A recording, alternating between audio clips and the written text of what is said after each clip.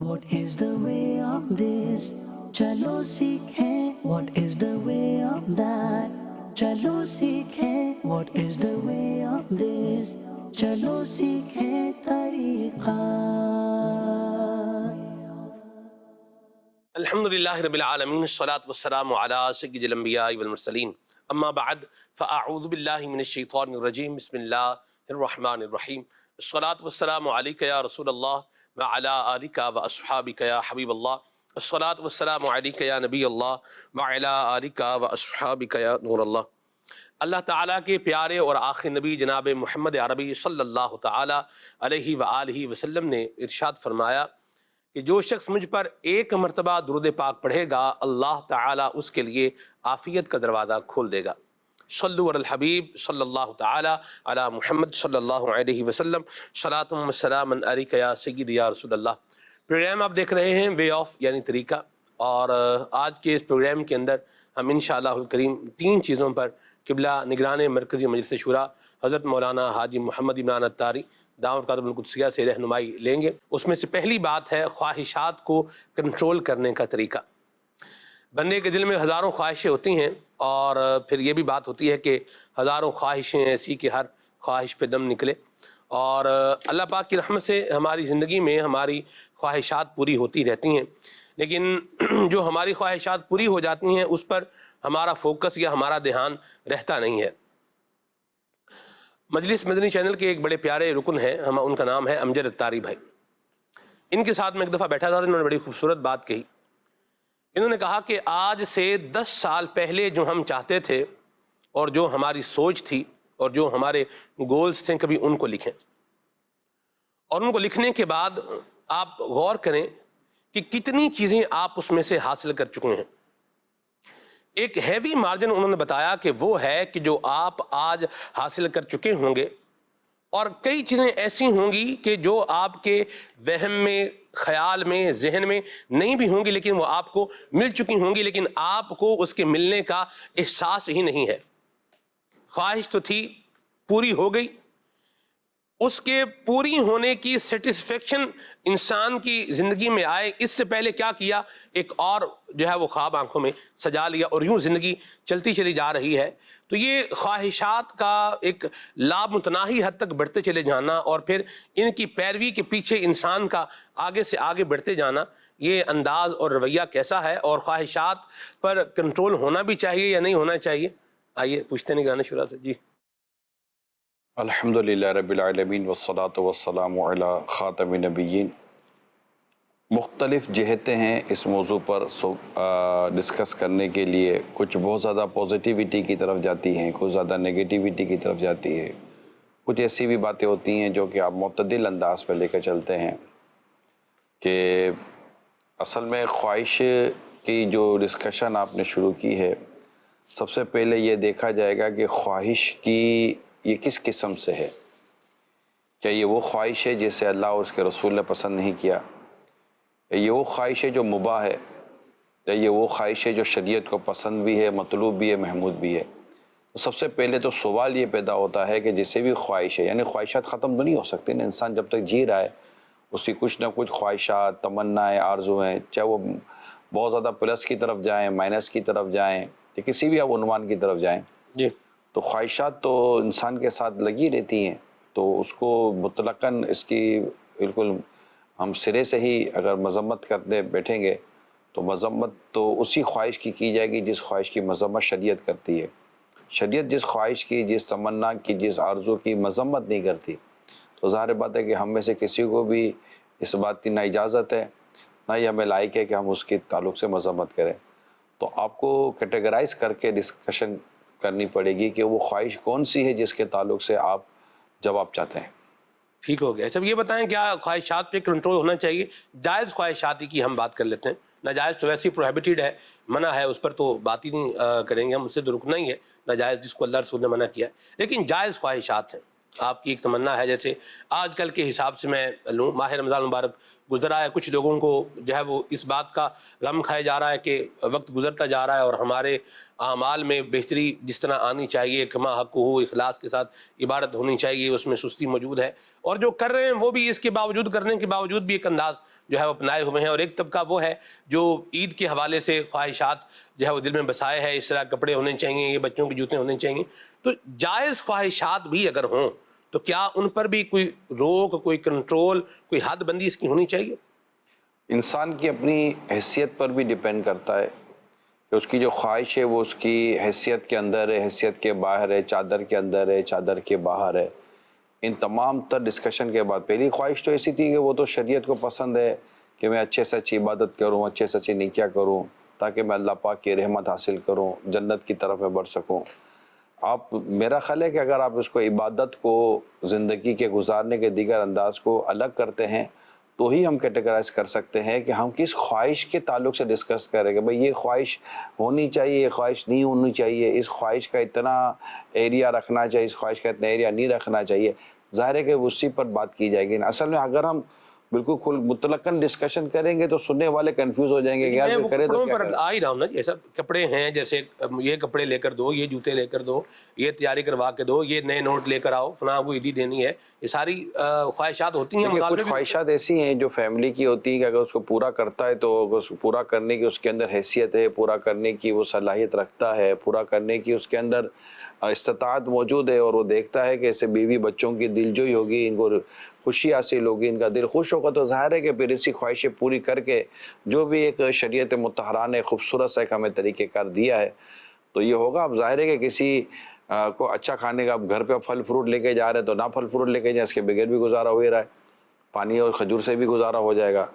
تو یہ ہے کہ اگر ایسی کوئی خواہشیں گھر والوں کی، بچوں کی، یا بچہ کہتا ہے کہ مجھے عید کے لیے یہ چاہیے اور والد صاحب کو اللہ پاک نے وسعت دی ہے تو وہ بچے کی اگر اس کی لمٹ میں رہ کر خواہش پوری کر دیتا ہے، تمنا پوری کر دیتا ہے تو، اور بچے کی دلجوئی کی نیت کرتا ہے، بیوی بچوں کی دلجوئی کی نیت کرتا ہے. مجھے آج بھی یاد ہے، اللہ پاک میرے والد صاحب کو غریق رحمت فرمائے، آج بھی میرے گھر میں اس کا تذکرہ ہوتا ہے کہ میرے والد صاحب کے انتقال سے کچھ زیادہ پہلے کی بات نہیں ہے.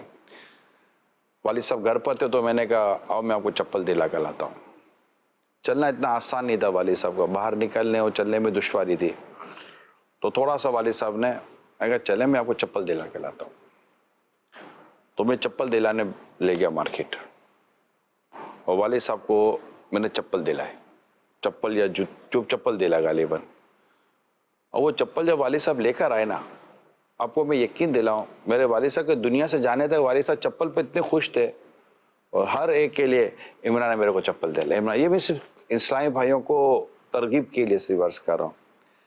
اللہ پاک میری خالہ کو غریق رحمت کرے. ایک مرتبہ یہ ہوا کہ خالہ کو میں نے عرض کیا تھا کہ کچھ لے کر آتے ہیں تو کچھ نہیں خالہ میری بہت ماشاءاللہ، تو نہیں میں کہا نہیں میں دلا چلتے ہیں. پھر لے کر آ گئے. اتنی خوش تھی میں کو بیان نہیں کر سکتا. یعنی سب کو دکھاتے کہ میرے کو یہ عمران یہ لے کر آیا.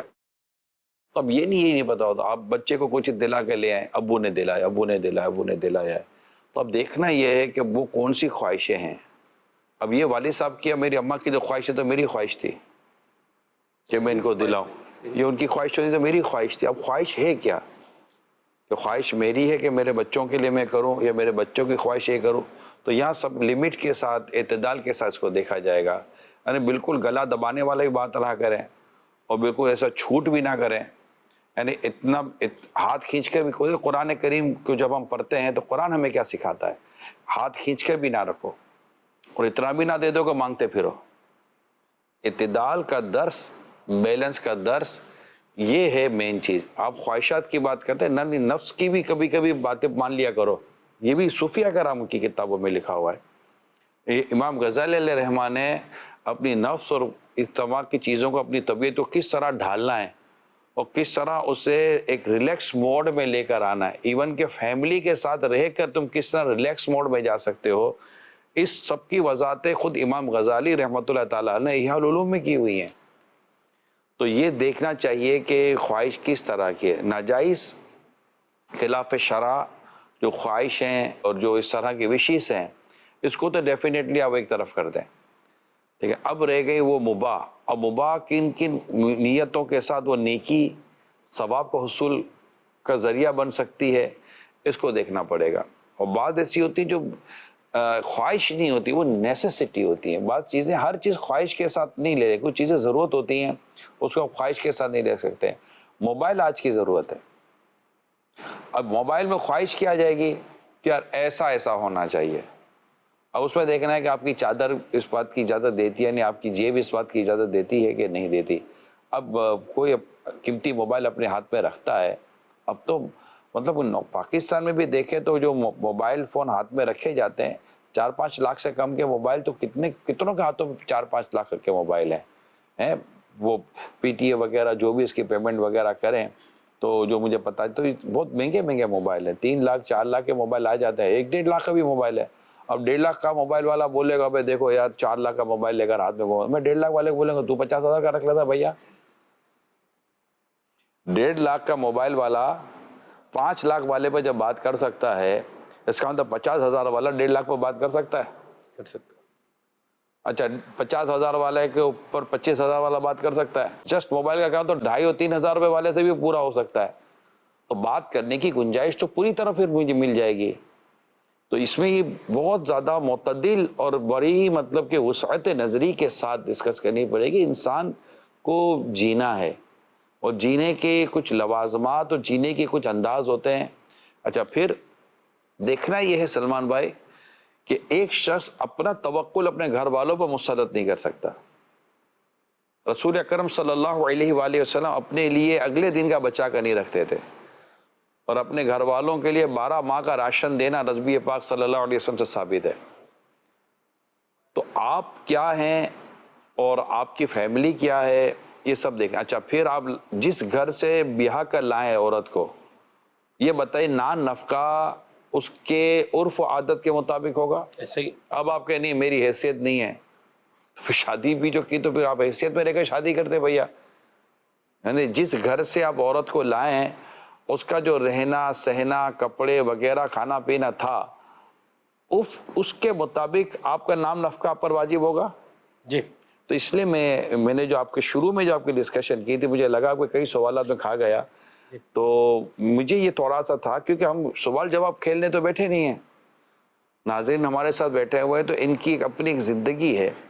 تو میں صرف اتنا عرض کروں گا کہ اللہ پاک نے جو ہمیں عقل و شعور عطا کیا ہے، عقل و شعور کے مطابق غور کریں کہ یہ چیزیں وہ ہیں جو میری یہ وہ خواہشات ہیں کہ جس کو پورا کرتا ہوں تو میں خود تنگ میں آ جاتا ہوں، میں خود پریشان ہو جاتا ہوں. اس کے لیے خود کو بھی کنٹرول کریں، اپنے فیملی کو بھی کنٹرول کریں اور سب کے ساتھ بیٹھ کر ڈسکس کریں کہ یہ نہ کرے تو بہتر ہے. ٹھیک ہے.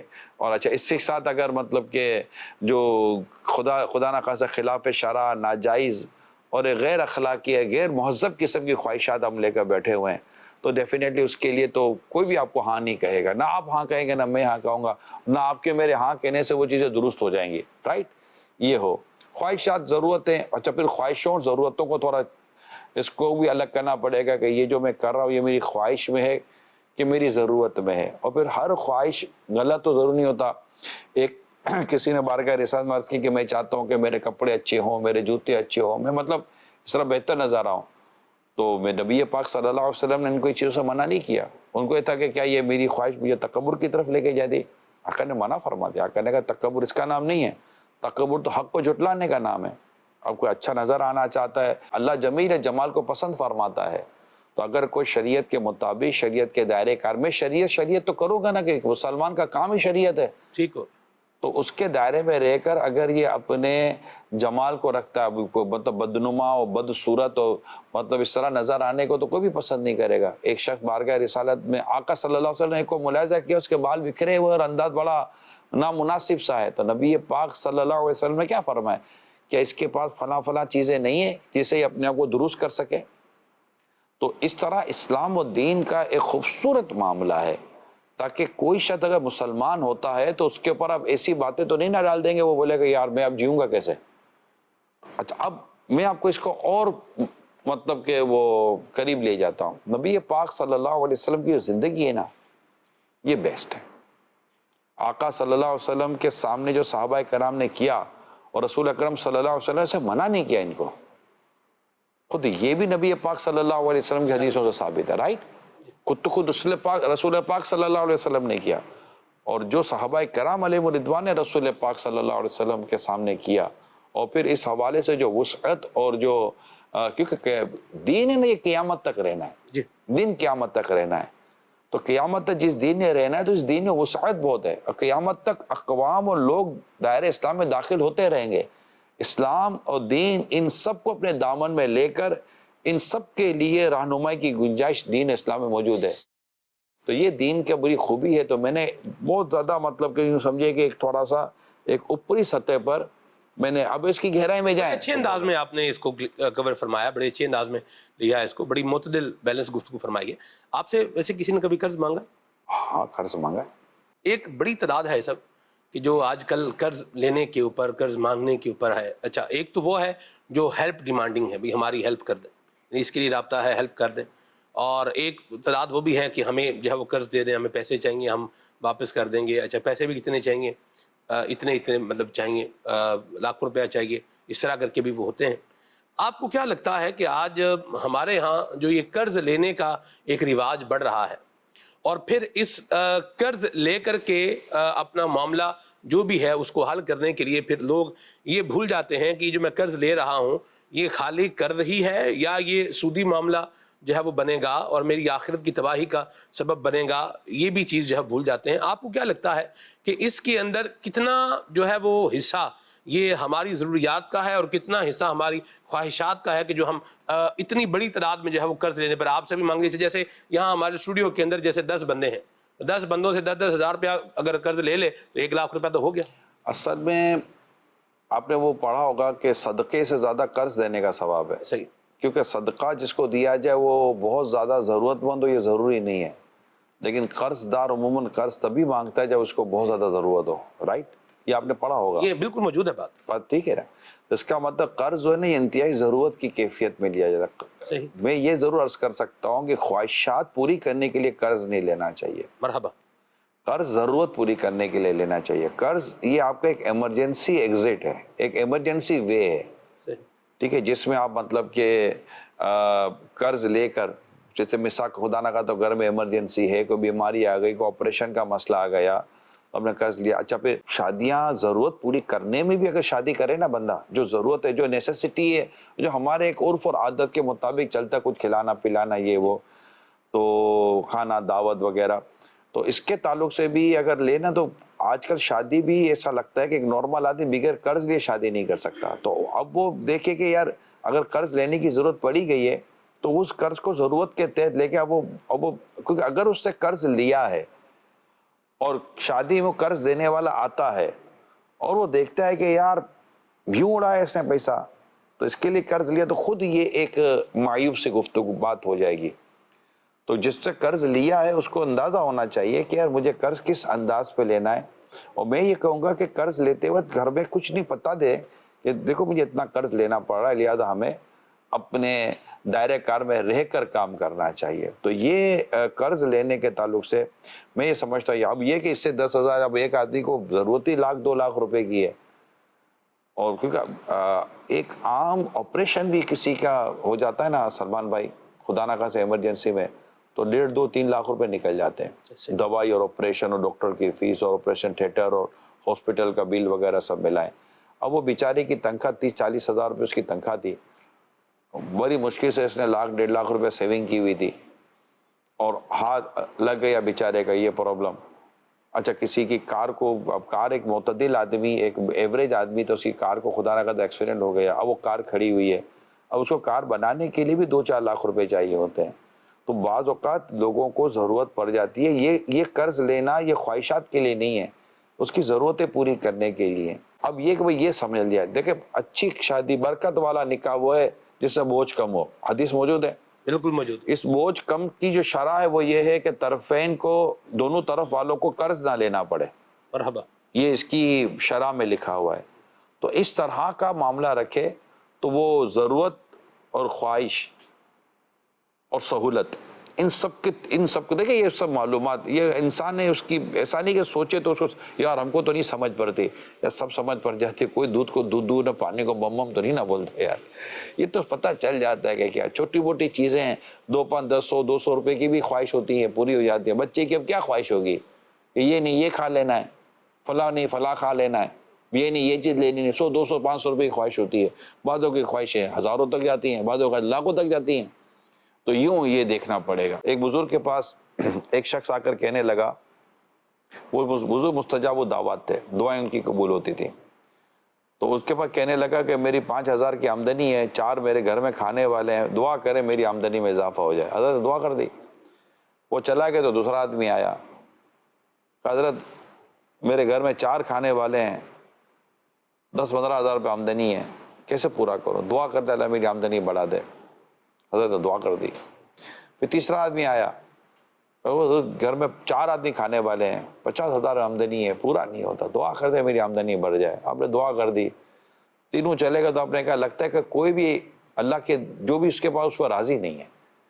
5,000 والا بھی رو رہا تھا، 10,000 والا بھی رو رہا تھا، 50,000 والا بھی رو رہا تھا۔ اب یہ جو رونا دھونا ہے نا، بس اس کو دیکھ رہے ہیں آپ کہ رونا دھونا کس وجہ سے ہمارا۔ بعض وہ ہیں اس پہ کوئی میں بالکل میری کوئی اس میں کوئی ڈاؤٹ فل نہیں ہو، بعض ایسے ہیں جن کی آمدنیاں اتنی ہیں ہی نہیں کہ جس میں یہ کوئی کمفرٹیبل لائف گزار سکیں، بس یہ کر کسر سے اور ادھر ادھر سے پکڑ دکڑ کر کے بیچارے زندگی گزارتے۔ اللہ پاک ان کی بھی پریشانی دور کرے۔ لیکن کچھ ایسے ہیں کہ جن کے پاس اتنا ہے کہ اگر وہ غور کر لے تو اپنی چیزیں بھی پوری ہو جائیں گی، اور کہیں کہیں کوئی نہ کوئی جائز اور مباح قسم کی چیزیں بھی وہ پوری ہو جائیں گی۔ دیکھیں نا، مال تیرے 3 ہیں جو تو نے کھا کر ختم کر دیا، پہن کر بوسیدہ کر دیا، اور تو نے آگے بھیج دیا، یہی ہے۔ میرا مال ہے میں نے کر لیا۔ یہ مفتی صاحب سے ایک دن بات ہو رہی تھی، چیزیں مال کھا کر ختم کر دے، اب تیرا مال تیرے 3 مال ہے نا، صحیح، کھا کر ختم کر دے، پہن کے پرانا کر دے، آگے صدقہ کر دے، صحیح۔ ختم۔ تو اس کو سنبھال لے، جیسے بھوک کے 3 حصے کرنے ہیں، مال کے بارے میں بھی 3 باتیں بیان کی گئی ہیں۔ مرحبا۔ ایسا بندہ مومن کی کیا خواہشات ہونی چاہیے، اس پر بھی کچھ گفتگو فرمائیں۔ ایک تو جیسے میرا رب مجھ سے راضی ہو جائے، واہ واہ، بس ایک ہی خواہش، میرا رب مجھ سے راضی ہو جائے، میرا پیدا کرنے والا مجھ سے راضی ہو جائے، بس میرے مصطفیٰ کریم مجھ سے راضی ہو جائے، کام وہ لے لیجئے تم کو جو راضی کرے۔ اب اس مطلب کہ نا 100 سوالوں سے ہی 1 سوال اچھا، یا اللہ بس تو وہ کام لے، بلکہ وہ کام لے اور اس حال میں رکھ جس پہ تیری رضا ہے۔ جس پہ تیری رضا نہیں نا، مجھ سے وہ حال بھی لے لے، اور جس پہ تیری رضا نہیں اس سے میرے سے وہ کام بھی لے لے۔ میں بس جیوں تو تیری رضا والے کاموں میں جیوں، میں جیوں تو تیری رضا والی جو زندگی اس میں جیوں، اور مجھے میری نفس اور میری خواہشات کے مولا سپرد نہ کرنا۔ ایک اچھے کامل مومن کی یہ خواہش بھی ہونی چاہیے، یہ دعا بھی ہونی چاہیے، اور بس تمنا ہونی چاہیے، پھر ساتھ ساتھ عافیت بھی مانگے، سلامتی بھی مانگے، اور اللہ پاک سے دنیا آخرت کی بھلائیاں خیر کا بھی سوال کرے کہ اللہ خیر کے ساتھ جیوں، عافیت کے ساتھ جیوں، سلامتی کے ساتھ جیوں، تیری ذات کی سوا کسی کا محتاج نہ رہوں، میرا ہاتھ یوں رہے، میرا ہاتھ کبھی یوں نہ رہے، اور بس میں تیری رضا والے کام کرتا رہوں، میں بولوں تیری رضا کے لیے، میں خرچ کروں تیری رضا کے لیے، میں کماؤں تیری رضا کے لیے، میں کسی سے ملوں تیری رضا کے لیے، میں سوؤں بھی تیری رضا کے لیے، میں اٹھوں بھی تیری رضا کے لیے، میں چلوں بھی تیری رضا کے لیے، میں ہر کام کروں تیری رضا کے لیے۔ یہ خواہش ہونی چاہیے بندے کی، اور پھر اسی خواہش میں وہ اس خواہشوں کو پورا کرنے میں اگر یہ رکھ جائے تو پھر ساری خواہشوں سے اس کی جان چھوٹ جائے گی۔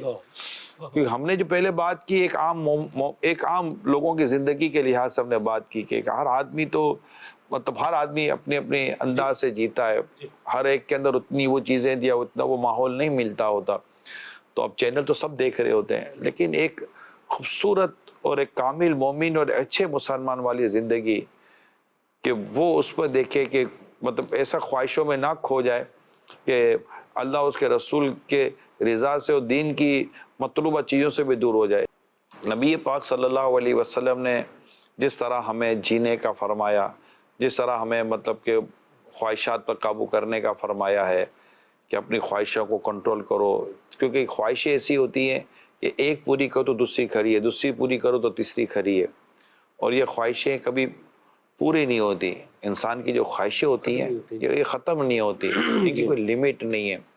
ایک بادشاہ اپنے سلطنت کا دورہ کرتے کرتے، مختصر کر رہا ہوں، سلطنت کا دورہ کرتے کرتے لوگ ملتے ان کی ضرورت ان کی خواہشیں پوری کر رہا ہوتا. تو ایک فقیر کے انداز میں ایک بزرگ بیٹھے ہوئے تھے، مطلب فقیرانہ انداز میں. تو بادشاہ نے جا کر کہا کہ بابا تیری بھی کوئی خواہش ہے؟ بابا نے مسکرا کر دیکھا، کہا کہ تو میری خواہش پوری کرے گا؟ کہا میں بادشاہ ہوں. بول تیری کیا خواہش ہے؟ آپ میری خواہش پوری نہیں کر سکتے. بادشاہ نے کہا خواہش پوری نہیں کر سکتا میں؟ اس کا تو اپنا ایک جوش سامنے آ گیا. بولے یہ کیا بات کہ میں بادشاہ ہوں، میں تیری کون سی خواہشیں پوری نہیں کر سکتا، مانگ تو صحیح. تو کشکول جو ہوتا ہے، اس نے کشکول نکالا، پیالہ ہوتا ہے، کہ اس کو بھر دے.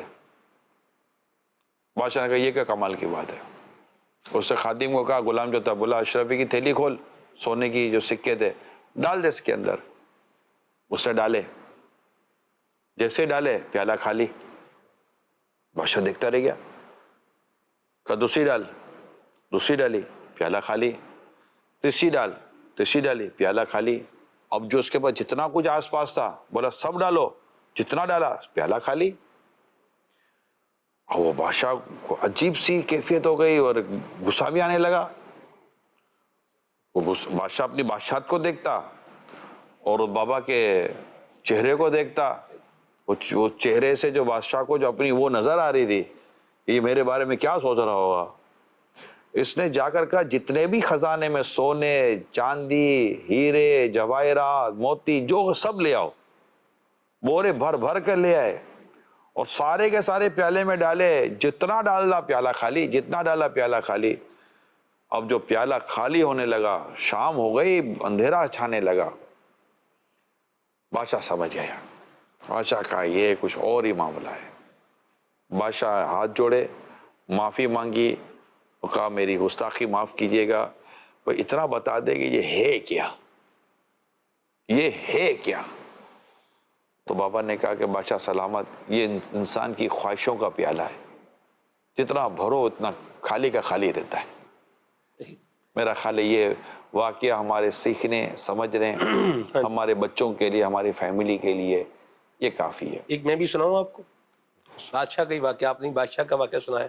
نہیں، بادشاہ کا واقعہ سنا. آپ کیوں پیچھے رہو گے بھیا؟ اللہ برکت دے آپ کو.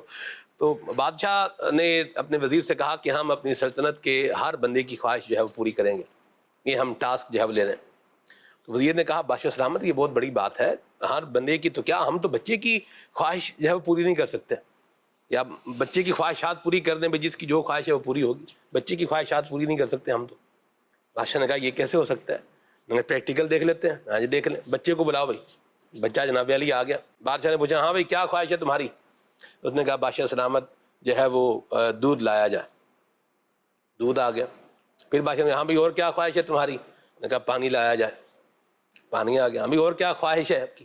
بھی دونوں کو ملا دیا جائے. ملا دیا. اور کیا خواہش ہے بھائی؟ اب ان دونوں کو الگ الگ کر دیں. وہ اب کیا ہو گیا، وہاں فل سٹاپ لگ گیا. تو ہر خواہش پوری ہو جائے ضروری نہیں. آپ بھی ایک بات فرماتے ہیں کہ خواہشات جو ہیں یہ ضرورت جو ہے وہ غریب کی بھی پوری ہو جاتی ہے، اور خواہشات بعض کا اصل میں یہی، اصل میں ہم جو موضوع کو ہم اپنے اینڈ کی طرف لے کر چکے جا رہے ہیں، تو جو باتیں ہم نے شروع میں بیان کی وہ ڈیفینیٹلی ایک زندگی گزارنے کے لیے وسعت نظری بہت ضروری ہے. کم از کم گھر کے بڑوں کے لیے وسعت نظری بہت ضروری ہے. لیکن سب کے لیے اگر ہم کلیکٹیو بات کرتے ہیں تو وہی چیزیں کریں جس میں آپ اپنے آپ کو تنگ دست نہ کر دیں، مرحبا، اپنے آپ کو پریشان نہ کر دیں، اپنے آپ کو مقروض نہ کر دیں. لوگ آپ سے یقیناً خواہش، آپ سے مدد بھی مانگتے ہیں، لوگ آپ سے وہ بھی رکھتے ہیں، لیکن اب آپ خود ہی جو کچھ کر سکتے ہیں دیکھ لیں، کیونکہ آپ نے آخرت کے لیے بھی تو کچھ کرنا ہے نا. جی ساری چیزیں اگر یہیں خرچ کر دیں گے تو پھر آخرت کے لیے کیا کریں گے؟ تو ایسا کوئی نظام کرے کہ آخرت کی تیاری بھی چلتی رہے اور آخرت کی تیاری مقدم رہے، اس کو فوقیت رہے. گھر کے جو دیگر افراد ہیں، میری ان سے درخواست ہے کہ اس مہنگائی کے دور میں اور ایسے دور میں کہ کل کا کچھ پتہ ہی نہیں ہے کہ معاشی طور پر، خاص طور پہ ہم اپنے ملک کی بات کر رہے ہیں اور اس طرح اور کئی ملک ہیں، بہت ممالک ہیں، بڑے پریشانی ہیں. تو اپنے آپ کو ایسا رکھیں کہ کل کو اللہ نہ کرے کوئی ایسی ایمرجنسی پڑ گئی تو آپ کو کسی سے مانگنا نہ پڑ جائے. مرحبا. ہمارے یہاں نوجوانوں سے میں بھی ڈسکس کر رہا ہوں. جی آپ سے بات کر رہا ہوں. جی پلیز تھوڑا نوجوان جو میرے ہیں ینگسٹر، کائنڈلی پلیز تھوڑا سن لیں. یہ جو ہے نا کہ جو بھی آئے خرچ کر دو، جو بھی آئے خرچ کر دو، یہ لے لو وہ لے لو، آج یہ ماڈل دو کل وہ ماڈل دو، یہ بدل دو تو وہ بدل دو، تو یہ چین دو وہ چین دو، گھڑی چین دو، موبائل چین دو، گاڑی چین دو، وغیرہ چین دو، پین چین دو، چشمہ چینج. یہ جو کچھ ہم کرنے بیٹھے ہوئے ہیں یہ درست نہیں ہے. ایک ایوریج زندگی گزاریں، ایک ڈیسنٹ لائف گزاریں. کوئی کہے کہ یار یہ رسپانسیبل آدمی ہے، یہ اڑاؤ نہیں ہے، یعنی آپ کو کوئی پیسہ اڑانے والا نہ کہے. بعض لوگ کا زندگی کا انداز ایسا ہوتا ہے کہ لوگ ایسے ہی نہیں کہنا چاہیے، کہتے لگتا ہے اس کا تازہ تازہ باپ مارا ہے، یعنی کہ پیسے والا ہوگا اور ابھی بھی باپ مارا ہے، اس کو جائیداد میں لگتا ہے بہت پیسے مل گئے ہیں وہ ورثے میں. تو ایسا زندگی کا اندازہ ایک طرح کیونکہ آپ پر انگلی اٹھائے بات کرے، کیونکہ کل کو ایمرجنسی میں آپ کو کام آئے گا. میں اس کے پر آپ کو حدیث سناتا ہوں. رسول اکرم صلی اللہ علیہ وآلہ وسلم کا فرمان ہے، غریبی میں بھی اعتدال ہے، امیری میں بھی اعتدال ہے، اور عبادت میں بھی اعتدال ہے. یعنی میانہ روی بیلنس جو ہے نا، ایسا نہیں کہ اور باقاعدہ احسن الویال آداب دعا، اس میں ایک مضمون ہے، یعنی فضائل دعا پر کتاب اعلیٰ حضرت کے والد ماجد کی، اس تو اعلیٰ حضرت کا حاشیہ ہے. اس پہ باقاعدہ ایک ٹاپک ہے جس کا موضوع ہے اپنے ہاتھوں کے کیے کا کوئی علاج نہیں، خود کردارہ علاج نیست. اس کو اگر آپ ہو سکے تو پڑھ لیں. اس میں جو لوگ مال خرچ کر کے پھر ہاتھ تنگ کر کے بیٹھ جاتے ہیں، کہتے ہیں پھر کسی اور کو قصوروار نہ ٹھہراؤ، اپنے آپ کو قصوروار ٹھہراؤ. کیوں؟ تمہیں تو اللہ نے دیا تھا، تم نے اس کو کیوں نہ سنبھالا؟ تم نے اس کی حفاظت کیوں نہ کی؟ تم نے کیوں اس کو اڑا دیا بلا وجہ اور ایک فضول قسم کی خواہشات میں؟ تو یہ بھی سبق اپنے ذہن میں رکھیں اور کوشش کریں کہ جو مال اللہ نے دیا ہے اور کچھ ہو سکتا ہے تو اسے آگے بھیجیں. حدیث پاک میں ہے کہ تم میں سے کون ہے جسے اپنے سے زیادہ اپنے وارثوں کا مال پسند ہے؟ عرض کی گئی سب کو اپنا مال پسند ہے. ارشاد فرمایا تیرا مال وہ جو تم نے آگے بھیجا. تو اپنے مال کو جتنا ہو سکے آپ سب آگے بھیجیں اور آگے کی تیاری کریں. جو نوجوان میرے خرچ کرنے میں ہاتھ چھوٹے ان کو بھی چاہے کہ آگے بھیجیں. کیا پتہ آپ کی یہ جوانی ہی زندگی کی آخری مومنٹ ہو. آپ ضرورت تو آگے کہاں بھیجیں یہ بھی تو بتائیں. اللہ کی راہ میں خرچ کریں، نیکی کے کام میں خرچ کریں، صدقہ و خیرات کریں. مسجد، مدرسہ جو بھی ہے، عاشقان رسول کو کم تو نہیں ہے، ضرورت مند اور حاجت مند کم تو نہیں ہے، ان کو دیں، ان کی دعائیں لیں. کچھ نہیں، اپنے والدین پر خرچ کریں، اپنے بیوی بچوں پر خرچ کریں، جبکہ وہ خرچ کرنا بھی ثواب والے کاموں کے انداز پر ہو. کیونکہ افضل صدقہ وہ ہے جو تو اپنے گھر والوں پر خرچ کرتا ہے. تو گھر والوں پر خرچ کرنا کوئی فضول خرچی نہیں ہے، جبکہ وہ فضول خرچی میں نہ آتا ہو. یہ یاد رکھیے گا. ٹھیک ہو گیا جی. اللہ کی راہ میں خرچ کریں، اپنی دعوت اسلامی کو بھی جو ہے وہ یاد رکھیں اور اپنی دعوت اسلامی کے دینی کاموں کے اندر بھی اپنا جو ہے وہ حصہ ملائیں اور ان دین کے کاموں کو مزید آگے بڑھانے کے لیے ایک اپنا کمپریہنسو جو ہے وہ کردار بھی ادا کریں. اللہ تبارک و تعالی ہم سب کو عافیت عطا فرمائے. کال دیتے ہیں پھر آگے بڑھتے ہیں. طہارت طاری اسلام آباد سے عرض گزار ہوں. وے آف پروگرام میں سلمان مدنی بھائی نے سٹارٹنگ میں ارشاد فرمایا کہ خواہشات کے متعلق گفتگو کی جائے گی، تو میں عرض کرتا چلو انگریزی کا ایک مقولہ ہے ہیومن وانٹس آر انلمیٹڈ، یعنی انسانی خواہشات کی کوئی حد نہیں. تو نگران شورا ارشاد فرما دیں کہ جب شکر کا پہلو کسی چیز کے ملنے پہ اختیار کیا جائے تو اس کی کیا برکتیں ہوگی، اور بالخصوص دینی طلبہ کرام جو ہمارے مدارس جامعات وغیرہ میں پڑھتے ہیں ان کی بھی تو خواہشات ہوتی ہیں. اگر کوئی صاحب ثروت ان کی خواہشات کو پورا کرنے کی کوشش کرے تو اللہ پاک اس کو کیا اجر عطا فرمائے گا؟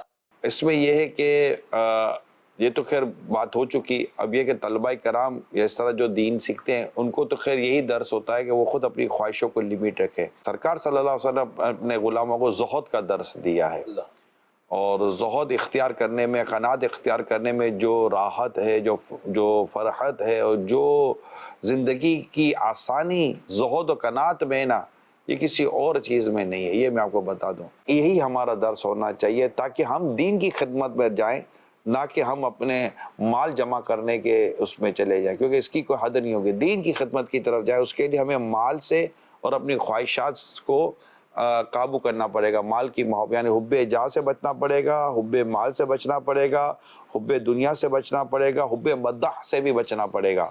اس طرح کی چیزوں سے ہمیں بچنا پڑے گا، تب جا کر کوئی منزل ملتی ہے. یہ تو ایک. ہاں اگر کوئی اس طرح علم دین جو سیکھ رہے ہوتے ہیں، جیسے جامعۃ المدینہ کا آپ نے دیا طلبہ کرام وغیرہ، اگر ان کے لیے کوئی ایسی ان کی خواہش و جائز چیزوں کو پورا کرنے کے لیے کوشش کرتا ہے، انشاءاللہ اعلیٰ حضرت رحمۃ اللہ تعالیٰ علیہ کے مدرسے میں جو طلبہ تھے مختلف ممالک کے تھے، تو اعلیٰ حضرت کی سیرت میں یہ بھی آتا ہے کہ کسی موقع پر آپ سب کے لیے ان کے ممالک کی جو ان کی پسند کی غذائیں تھی، میرے اعلیٰ حضرت ان غذاؤں کو تیار کرواتے تھے یا مرحبا، اور ان کے سامنے ان کی پسندیدہ غذائیں کو رکھا کرتے تھے. یہ میرے اعلیٰ حضرت رحمۃ اللہ تعالیٰ علیہ کا انداز ہے طلبہ علم دین کے لیے. جی مرحبا. قول. میرا نگرانی شورا سے یہ سوال ہے کہ لوگ بولتے ہیں کہ خواہشات تو بادشاہوں کی بھی پوری نہیں ہوتی، آپ صبر سے کام لیں. اگر یہی بات ان کو بتائی جائے تو بولتے ہیں ہمارا کیس ڈیفرنٹ ہے. اس متعلق کچھ ارشاد فرما دیں. کیس ڈیفرنٹ ہوتا ہوگا، بادشاہ نہیں ہوتا ہوگا. کسی کو بولے خواہش تو بادشاہ کی پوری نہیں ہوتا، اگلا بولے گا میں تھوڑی بادشاہ ہوں، میری خواہشیں پوری نہیں ہوگی. بس یہ اپنے اپنے طور پر بنائے گئے کچھ نہ کچھ انداز یا فلسفے ہوتے ہیں. بعض لوگوں کی ضرورتوں کو ہی ہم خواہش سمجھتے ہیں. میں نے پہلے عرض کر دیا، ہر ایک خواہش پوری کرنے میں اللہ کا ضروری نہیں ہے. اس کو اگر بات کیا تو بولے بھائی یہ خواہش نہیں، میری ضرورتیں ہیں، ان ضرورتوں کو تو میرے پورا کرنے دو. کچھ لوگوں کی تو ضرورتیں ہوتی ہیں اور کچھ بڑی بیسک قسم کی چیزیں ہوتی ہیں. چلو ضرورت بھی نہ دو تو اس کو کوئی آپ ایسی مطلب ایڈوانس قسم کی بھی خواہشات کا نام نہیں دے دیں. کچھ ایوریج قسم کی بھی تو انسان کے جینے کے لیے چیزیں ضروری ہوتی ہے نا. تو میرا خیال ہے کہ تھوڑا کمفرٹیبل زون میں رہیں بھی اور رہنے بھی دیں. جی قول. حاج صاحب کی بارگاہ میں عرض ہے، بچوں کی ہر خواہش پوری کرنے کے لیے انسان کوشش کرتا ہے بچوں کو خوش کرنے کے لیے. والدین جب بات آتی ہے تو والدین کوئی چیز بھی منگاتے ہیں، دوائی بھی منگاتے ہیں، تو ہر بھائی کی کوشش ہوتی ہے فلاں بھائی لا کر دے دیں. ماں باپ کی خواہش کو پورا نہیں کیا جاتا. بچوں کے لیے سامان فروٹ وغیرہ لے کر اپنے ہی کمرے میں چلے جاتے ہیں، والدین دیکھتے رہ جاتے ہیں. اس طریقے پر عمل کرنا کیسا، اس کے بارے میں رہنمائی فرما دیجیے. اسپیشلی جب والدین ساتھ ہے تو سب سے پہلے اپنے ماں باپ کا بھی خیر خواہ. یہ اگر اپنے ماں باپ کا خیر خواہ اپنے بچوں کے سامنے بنے، انشاءاللہ جب اس کا برا آئے گا نا تو اس کے بچے اس کے خیر خواہ بنیں گے. اور جب اس کے بچے دیکھ رہے ہیں کہ ہمارے ابو دادا دادی سے چیزیں چھپا رہے ہیں، امی میرے دادا دادی سے چیزیں چھپا رہی ہے، اس طرح کی چیزیں دیکھیں گے تو بچوں کو یہ خود ہی آپ میسج دے رہے ہیں کہ اس طرح کیا جاتا ہے. تو پھر اس کا فائنلی جو نتیجہ ہے نا وہ اتنا پوزیٹیو نہیں ہے، اتنا اچھا نہیں ہے. پہلے آپ نے وہ بڑی صحیح حدیث سنی ہوگی کہ جہاں مطلب کہ غار میں 3 لوگ پھنس گئے تھے اور سب نے اپنے اپنے نیک اعمال کا وسیلہ پیش کیا اور غار کے منہ سے جو پتھر تھا وہ ہٹتا چلا گیا. تو اس میں ایک یہ بھی تھا جس نے والدین کے ساتھ بھلائی کی تھی جبکہ اس کے بچے تھے، مگر اس نے بچوں کے سامنے اپنے والدین کو اہمیت دی، فوقیت دی. تو یہ نیک عمل ایسا تھا کہ پہاڑ کہ غار کے منہ پر پڑا پتھر ہل گیا، ہٹ گیا. اتنی مطلب تین عمل وہاں بیان کیے گئے تھے. بہت زمانے پرانی ایک روایت پڑھی تھی جس کا یہ بھی مجھے حصہ یاد ہے. تو والدین کے ساتھ تو بندہ اس سے پہلے ماں باپ کی طرف جائے. اب ہوتا یہ کہ ماں باپ اولاد کے لیے کرتے، یہ ایک تھوڑا سا جو ہے نا یہ بھی اس کو بھی ہے، یہ تھوڑا یوں چل رہا ہوتا ہے. ماں باپ اولاد کے لیے کر رہے ہیں، اولاد جب وہ والدین بندے اپنی اولاد کے لیے کر رہی ہوتی تو یہ تھوڑا تو چل رہا ہوتا ہے. لیکن بیلنس لے کر چلے کہ والدین بھی ہے تو والدین کو چھوڑ نہ دیا جائے، والدین کے ساتھ حسن سلوک کرے. یہ آپ کو زیادہ اللہ پاک آپ کی اولاد میں بھی اس کی برکتیں دکھائے گا. ایک عورت کے گھر میں آگ لگ گئی، گھر اس کا ٹاپ فلور پر تھا. اب آگ لگ گئی تو اب کیا کرے؟ ایک چھوٹا سا شیرخوار بچہ اس کا تھا اور ایک بوڑھی ماں پلنگ پر تھی، بالکل بوڑھی. اب یہ بھاگے کیسے؟ اچھا بچہ اٹھاتی ہے تو ماں رہ جاتی ہے، ماں کو لیتی ہے تو بچہ رہ جاتا ہے. گھر میں آگ لگی ہوئی ہے. اب بڑی تشویش میں وہ عورت تھی، لمحے میں اس کو فیصلہ کرنا تھا. ماں کو اٹھا لیا، ماں کو کندھے پہ لیا اور اوپر چھت پہ چلی گئی اور چھت پہ جا کر ماں کو رکھا کونے میں. اب پھوٹ پھوٹ کر اس کی ممتا رونے لگی. اس کو ہول پڑ گیا کہ میرا بچہ جل گیا. ماں کو بچہ تو لیا اس نے, بچے کے جلنے اور بچے کے اس کو صدمہ لگ گیا. اب جیسے ہی چند لمحوں کے بعد ایک بچے کے رونے کی آواز آئی تو پتہ چلا کہ اس کا بچہ بچ گیا. کیسے کہ وہ جو فائر بریگیڈ کا جو عملہ تھا نا, وہ بڑی نہیں اوپر تک جو جاتی ہے اسٹارکل, اس پر وہ یہ جیسے عورت اپنی ماں کو لے کر نکلی نا, تو اس کی گیلری سے اسٹارکل کے اندر فائر بریگیڈ کا جو فائر فائٹر تھا وہ داخل ہو گیا تھا اور اس نے اس کے بچے کو اٹھا لیا. تو وہ عورت کہتی ہے کہ میری ماں کے ساتھ بھلائی کرنے کے صدقے میں اللہ پاک نے میرے بچے کی بھی جان بچا لی. میرا خیال ہے میرا یہ واقعہ جو میں نے بیان کیا یہ سب اولاد کے لیے کافی ہے جو والدین کو نظر انداز اور والدین کو نگلیکٹ کرتے ہیں. ماں باپ ہوتے ہیں, ماں باپ ہیں تو آپ ہیں, ماں باپ کے وجود سے آپ کا وجود ہے. تو یہ کام اگر آپ نے ماں باپ کے ساتھ بھلائی کا کریں گے نا تو آپ کی اولاد کے سامنے کریں. میں آپ کو دوبارہ کہتا ہوں, بیٹا پہلے دادا کو دیا ہو, بیٹا پہلے دادی کو دیا ہو, بیٹا پہلے نانی کو دیا ہو, بیٹا پہلے نانا کو دیا ہو. یہ بچوں کے ساتھ کرائیں تو بچوں کو پتا چلے گا کہ گھر کے بڑوں کے ساتھ یہ کیا جاتا ہے. بیٹا پہلے دادا دادی کو کھلاؤ, جاؤ بیٹا پہلے دادی کو دے گا. اب دادی بیچاری کونے بیٹھی ہے, نہیں چل سکتی, دادا کونے میں بیٹھے نہیں چل سکتے, یا بزرگ یہ جو بھی وجہ ہے, تو کوئی دادا دادی کوئی نانا نانی کا معاملہ ہوتا ہے. تو پہلے جب آپ یہ کریں گے نا تو یہ بچوں کی آپ نے کیا تربیت کی کہ پہلے بڑے, کیا تربیت کی آپ نے, پہلے بڑے. اچھا اب انہوں نے بھی ایک دن دنیا سے پردہ کرنا ہے, جانا ہے, ہو سکتا ہے کہ آپ سے پہلے ہی جائیں اور پھر آپ اس لیول پر آئیں اور نیچے سے آپ کے بچے بڑے ہو جائیں, تو آپ کے بچوں کو پتا ہوگا کہ پہلے دادا دادی نانا نانی. وہ کام کرے جو آپ کو دنیا میں بھی فائدہ دے, آگے بھی فائدہ دے اور آخرت میں بھی فائدہ دے.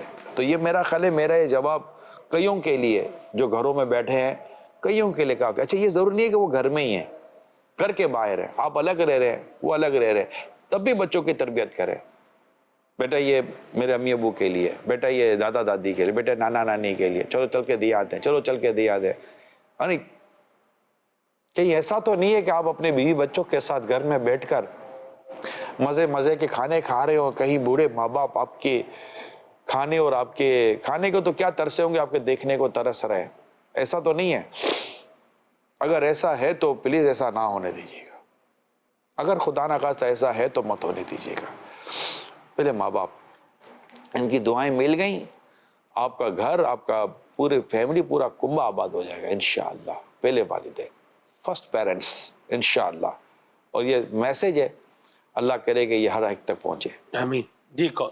حاجی صاحب میرا سوال یہ تھا کہ لوگ قرض مانگتے رہتے ہیں بار بار, اس مہینے دے دے یار دے دے, روتے رہتے ہیں. تنخواہ ہماری اور ان کی سب برابر ہوتی ہے, گھر ہمارا اپنا ان کا برابر ہوتا ہے, لیکن وہ عادت ایسی پڑ گئی ہے کہ 1000 ہر مہینے 20 تاریخ 15 تاریخ 20 تاریخ 15 تاریخ. کیا ایسوں کو دینا چاہیے؟ نہیں.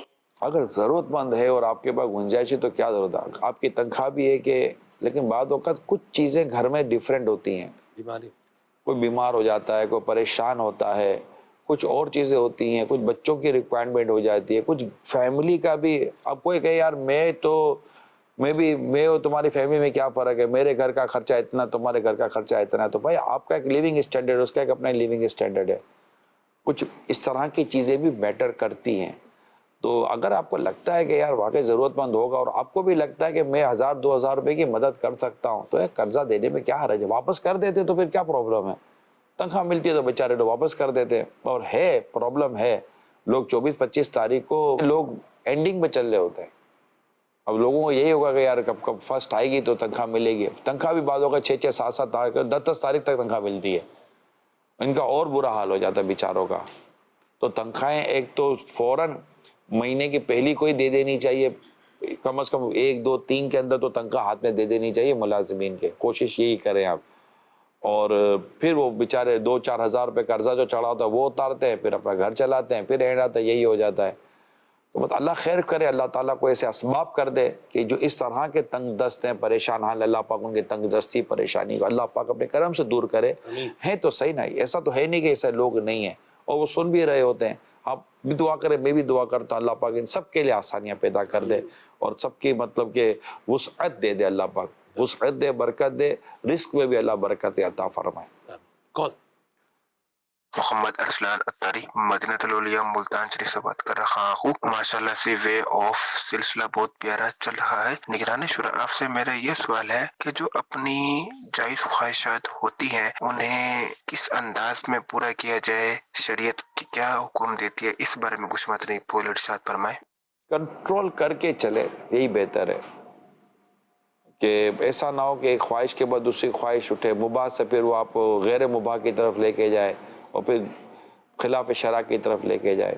یعنی اگر گزارا ان حالات میں اگر دب سکتا ہے تو دبائیں، رک سکتے ہیں تو روکیں اور یوں جائیں، تو میرا خیال ہے زیادہ بہتر ہے۔ ورنہ یہ کہ پھر طبیعت ہوتی ہے، پھر وہ زیادہ بے باک ہو جاتی ہے۔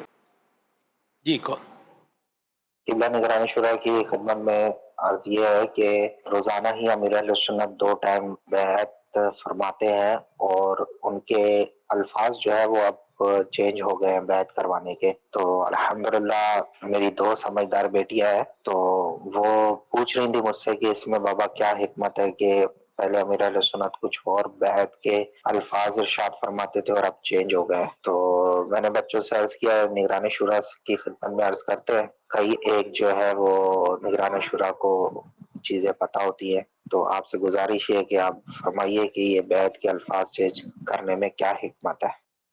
کچھ بنیادی باتیں ہیں مجھے پتہ ہے، لیکن وہ کوئی ایسا خاص ایسا وہ نہیں ہے کہ اس کو یوں مطلب بیان کیا جائے۔ حالات، واقعات، لوگوں کا سمجھنا، مثال کے طور پر کوئی جیسے کہ سلسلہ عالیہ، پہلے عالیہ قادریہ، عالیہ نہیں، مشکل لفظوں کو تھوڑا آسان کر رہے ہیں اور لوگوں کے لیے سمجھنا اور لوگوں کو اس میں مطلب کہ قبولیت کی طرف لے کر آنے کو زیادہ اہمیت دی گئی ہے، فوقیت دی گئی ہے۔ یہ سمجھے کہ یہ اس کا ایک مجموعی جواب سمجھ سکتے ہیں آپ۔ مرحبا، آسان بہت سمجھ میں آ جائے ہر کسی کو، نہیں ہر سمجھ میں آ جائے۔ اجازت دیجیے، صلو علی الحبیب صلی اللہ تعالی علی محمد۔ What is the way of this? چلو سیکھیں what is the way of that? چلو سیکھیں what is the way of this? چلو سیکھیں طریقہ